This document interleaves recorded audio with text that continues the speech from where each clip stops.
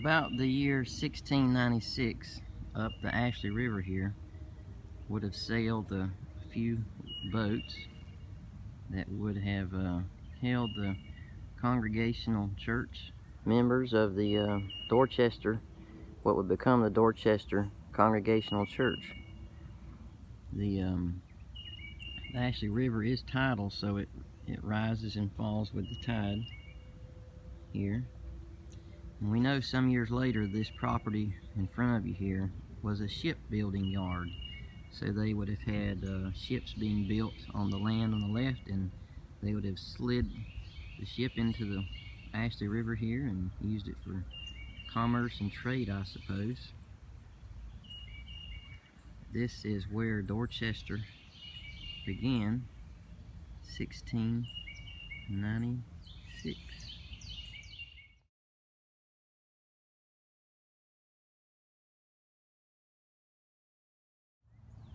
This was the site of the town of Dorchester, and it was founded in the year 1696, and it was the location where the Congregational Church from Dorchester, Massachusetts came down to resettle here in South Carolina to get away from the Anglican Church, more or less.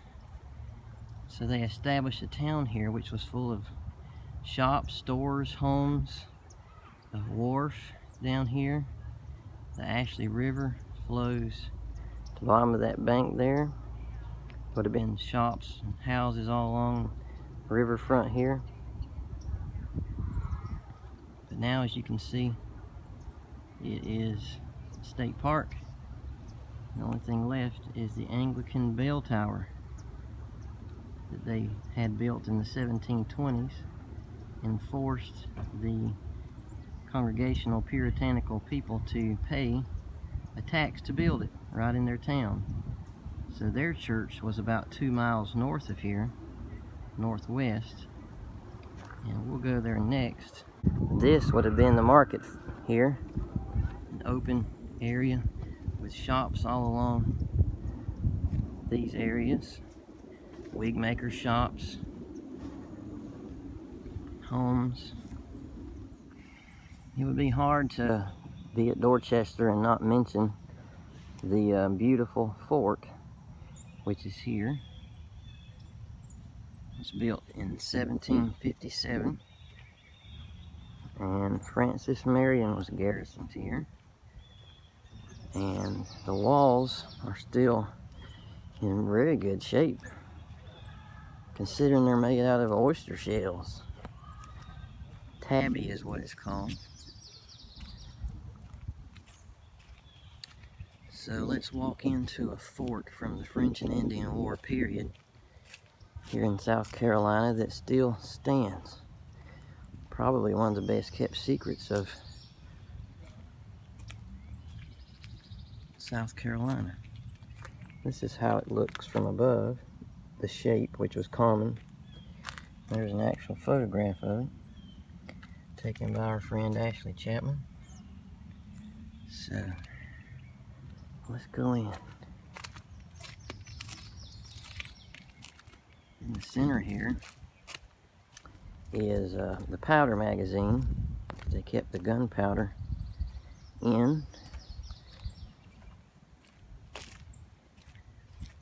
And I think my favorite feature of the fort in particular is this bastion over here. And now we have some sun coming out. At times they have cannon mounted here. Of course, back in the day they probably would have as well. But look at this. It overlooks the Ashley River.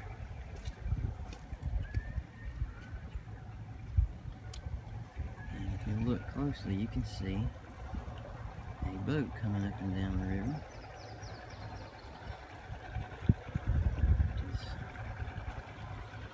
Just a beautiful place. So a 1757 fort, and here are the oyster shells. Isn't that neat? Think of all the Charlestonians that had to eat oysters for the cause. How would you feel about eating oysters to build a fort? Not too bad.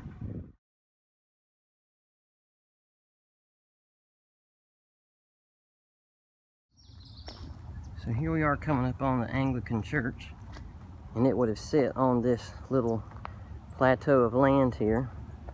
And the bell tower was added in 1751, but the church itself was built around 1720. So by then, the congregational or puritanical people had already had their meeting house built up the road. And so this was looked at as a thorn in their side in those days. There's a sign here that shows what the Church of England would have looked like. This is Bruton Parish, Williamsburg, but it's still constructed in the same way. You can see the bell tower up here, and the sanctuary here, and these little, I think they must call them naves along the side.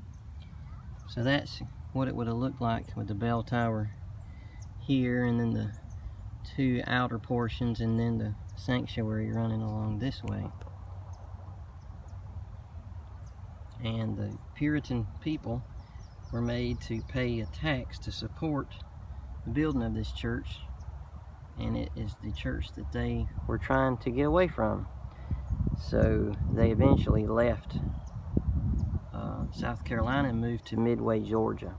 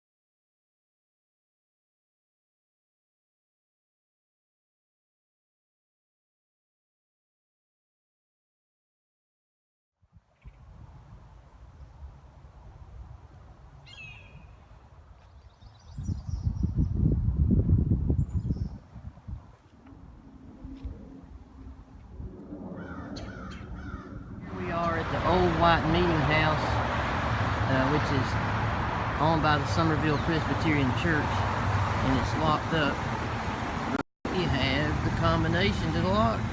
Let's see if we can get in. So now the Dorchester Congregational Church is the Somerville Presbyterian Church, and it has a roster of a roll of all their pastors. So here are the pastors from 1695 and up.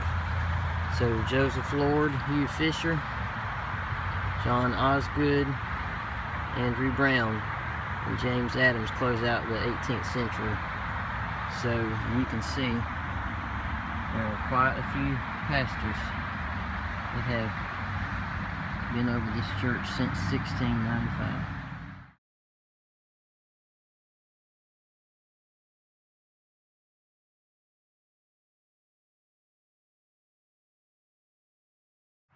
Okay, here we are at the old white meeting house in Dorchester, now Somerville, South Carolina. This is an engraving from the 1870s that showed how it looked before the earthquake of 1886 tore it down. But there was a doorway right in the center, and then two windows, and it was just a flat front and a hip roof, I guess you call that, up to the top. So if you look here, as we walk up, you can see where the door would have been.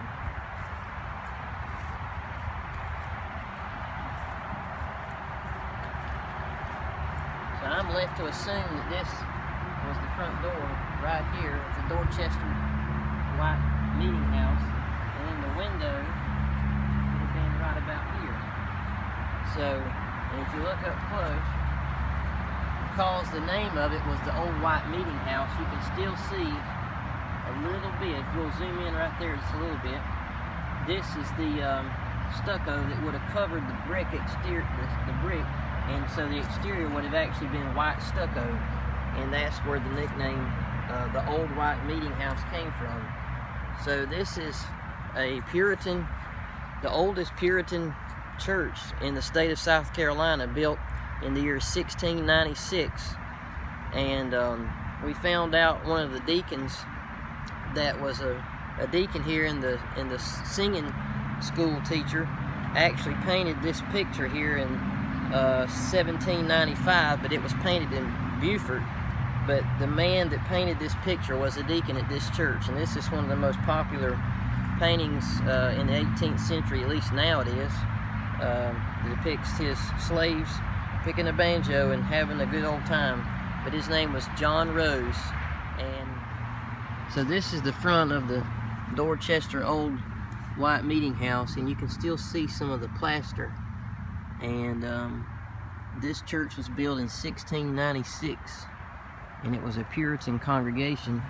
It was a Congregationalist church, so not quite like we believe in the Presbyterian church, but certainly conservative bunch of folks. And on around, I'm assuming, I mean, you can see it's a square building. It's not very big, maybe 33 by 33. But over here on this part, you can still see a good patch of the stucco that would have constituted the Old White Meeting House. I just think that's really special that it's still there because of the name Old White Meeting House. There's a little piece of it right there of the stucco. So that stucco could have been put there in the 1690s. I'm not sure, but I know that the building was built 1696, 1697.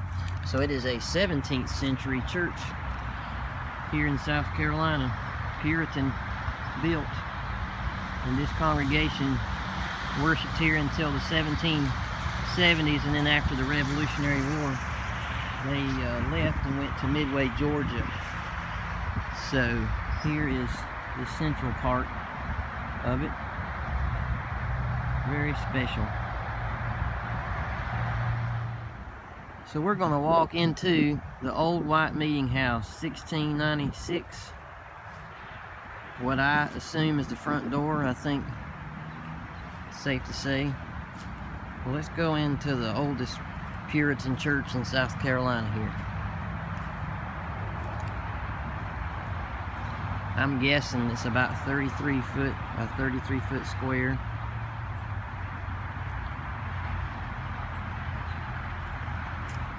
And these old bricks are,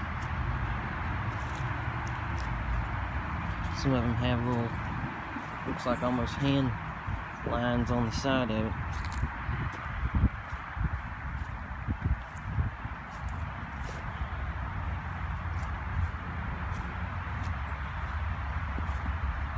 And what's neat is this is a portion of the wall. So the exterior wall of this was about 16 to 18 inches thick. There's a part of the corner still standing. So we have just walked in one of the oldest churches in South Carolina that still has its foundation known to man. And we're going to walk back out the front door.